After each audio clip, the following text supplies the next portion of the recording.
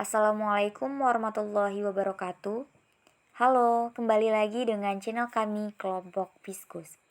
Kami di sini kembali untuk menjelaskan tentang perhitungan pajak terhutang mengenai pajak terhutang orang pribadi, luar negeri, dalam negeri, badan, dan norma perhitungan.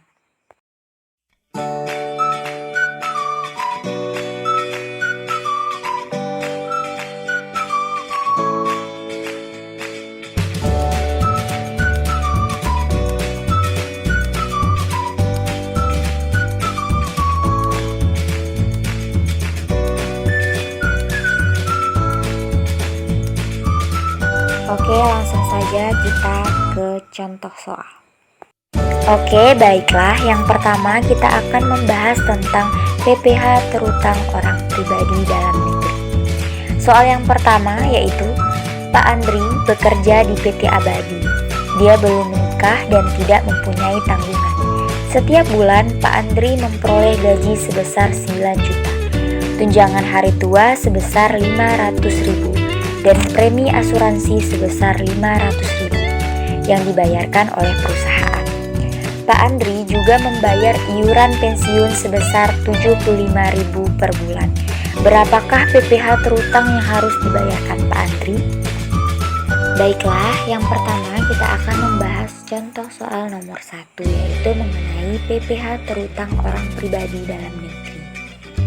Diketahui di soal itu gaji Pak Andri sebulan itu sebesar 9 juta, tunjangan hari tua sebesar 500.000, premi asuransi sebesar 500.000. Ya, kenapa premi asuransi ini masuk ke dalam pertambahan? Karena di dalam soal tersebut premi asuransi itu ditanggung oleh perusahaan. Maka penghasilan brutonya 9 juta ditambah 500.000 ditambah 500.000 sebesar 10 juta. Kemudian diketahui iuran pensiun sebesar 75.000, biaya jabatannya 5% dikali penghasilan bruto yaitu 10 juta sama dengan 500.000. 500.000 ditambah 75.000 sebesar 575.000. Kemudian penghasilan neto sebulan yaitu penghasilan bruto dikurang dengan hasil pengurang tersebut, yaitu 10 juta dikurang 575.000. Maka penghasilan neto sebulan sebesar 9.425.000. Kemudian kita mencari penghasilan neto setahun. Neto sebulan tersebut dikalikan 12, maka penghasilan neto setahun sebesar 113.100.000. Kemudian diketahui PTKP Pak Andri itu tidak kawin dan tidak ada tanggungan, maka sebesar 54 juta. Penghasilan neto setahun dikurang dengan PTKP 113.100.000 dikurang dengan 54 juta. Dapatlah PKP sebesar 59.100.000. Kemudian kita akan mencari PPh terhutang.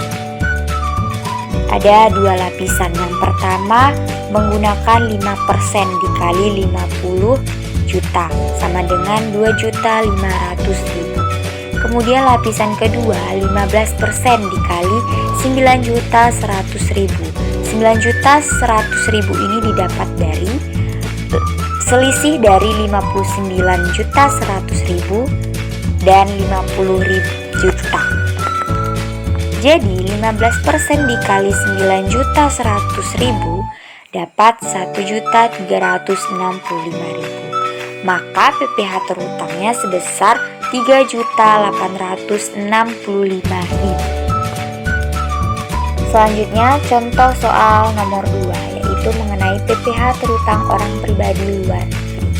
Contoh soalnya adalah Tuan George berstatus kawin, tanggungan 1. Beliau warga negara Prancis yang mulai bekerja di Indonesia pada bulan September 2019 di PT Surya dan mendapatkan gaji per minggu sebesar 1.500.000. Tunjangan jabatannya 380.000 dan tunjangan keluarga Rp220.000. PT Surya menanggung premi asuransi kecelakaan kerja sebesar Rp72.000 dan premi kematian sebesar Rp37.000. Sementara itu, setiap bulannya Tuan George membayar iuran THT sebesar 3% dari gaji pokok dan iuran pensiun sebesar Rp150.000. Berapakah PPh terutang Tuan George? Ini adalah pembahasan contoh soal nomor 2 mengenai orang pribadi luar negeri. Diketahui gaji Tuan George itu seminggu Rp1.500.000, maka kita cari dulu gaji sebulannya. Kita kalikan 4, jadi 4 kali Rp1.500.000 sama dengan 6 juta.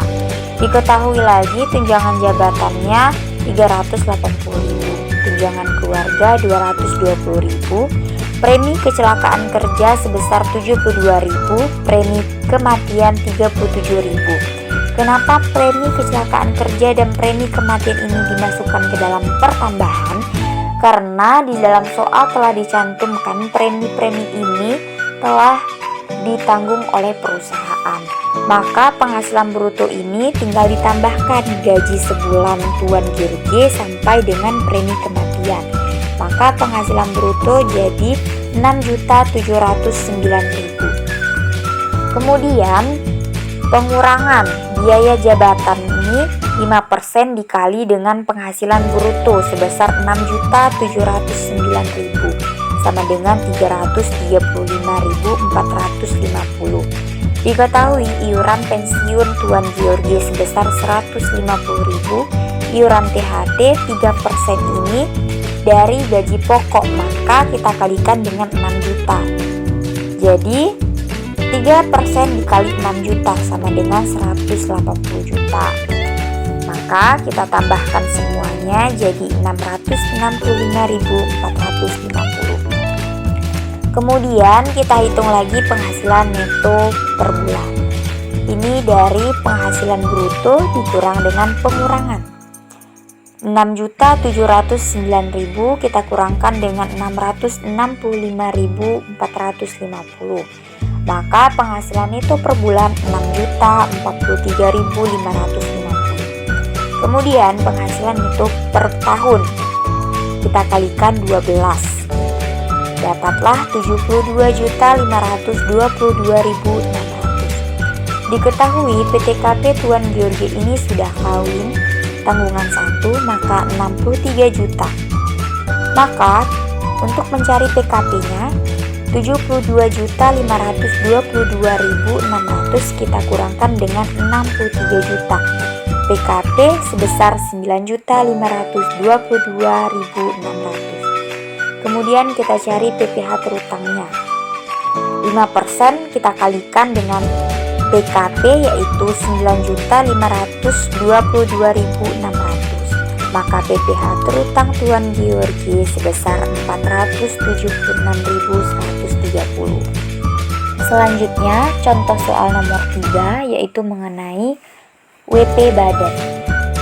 Contoh soalnya, PT Sejahtera adalah perusahaan yang bergerak di bidang industri dengan kegiatan usahanya di tahun 2020. Penerimaan brutonya sebesar 150 miliar.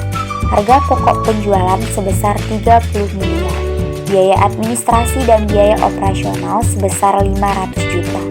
Di luar kegiatan usahanya, PT Sejahtera ini memperoleh penghasilan dari penyewaan mesin sebesar 30 juta. Hitunglah besar pajak penghasilan jika masih terdapat sisa kerugian di tahun 2017 sebesar 100 juta. Ini adalah pembahasan contoh soal nomor 3 yaitu mengenai WP Badan. Diketahui peredaran brutonya 150 miliar, harga pokok penjualan 30 miliar, maka kita kurangkan dapatlah penghasilan bruto sebesar 120 miliar. Diketahui biaya yang dikenakan yaitu biaya administrasi dan biaya operasional sebesar 500 juta. Kita kurangkan dapatlah penghasilan neto usaha sebesar 119.500.000. Diketahui penghasilan lainnya ini dari penyewaan mesin sebesar 30 juta. Maka 119.500.000.000 kita tambahkan dengan 30 juta. Dapatlah penghasilan neto dalam negeri sebesar 119.530 juta. Kemudian penghasilan luar negeri ini nol dikarenakan di soal ini tidak ada dicantumkan neto luar negeri. Maka penghasilan netonya sebesar 119.530 juta. Kemudian terdapat sisa kerugian di tahun 2017 sebesar 100 juta. Jadi kompensasi kerugiannya sebesar 100 juta. Maka 119.530 juta dikurang 100 juta dapatlah PKP sebesar 119.430 juta. Kemudian kita hitung PPh berutang PT Sejahtera. Ini memakai 22% dikarenakan lebih dari 50 miliar. Maka 22% dikali 119.430 juta sama dengan 26.274.600.000. Apakah PPh terutang berdasarkan norma perhitungan jika diketahui persentasi norma untuk perawat 45% dan pertokohan 50%? Kemudian kita akan membahas contoh soal nomor 4. Diketahui penghasilan seorang perawat sebesar 85 juta. Diketahui lagi norma untuk seorang perawat itu 45%. Maka penghasilan bruto perawat 45% dikalikan dengan 85 juta sama dengan 38.250.000. Diketahui penghasilan bisnis pertokohan ATK sebesar 60 juta. Norma bagi pertokohan ATK itu 50%, maka 50% kita kalikan dengan 60 juta sama dengan 30 juta. Untuk mencari penghasilan itu, kita tambahkan 38.250.000 ditambah 30 juta. Dapatlah 68.250.000. Diketahui Bu Dina ini belum kawin dan tidak ada tanggungan, maka PTKP-nya sebesar 54 juta. Maka 68.250.000 kita kurangkan dengan 54 juta. Dapatlah PKP sebesar 14.250.000. Kemudian kita hitung PPh terutangnya, yaitu 5% dikali 14.250.000 sama dengan 712.500. Jadi besar PPh terutang Bu Nina berdasarkan norma perhitungan sebesar 712.500.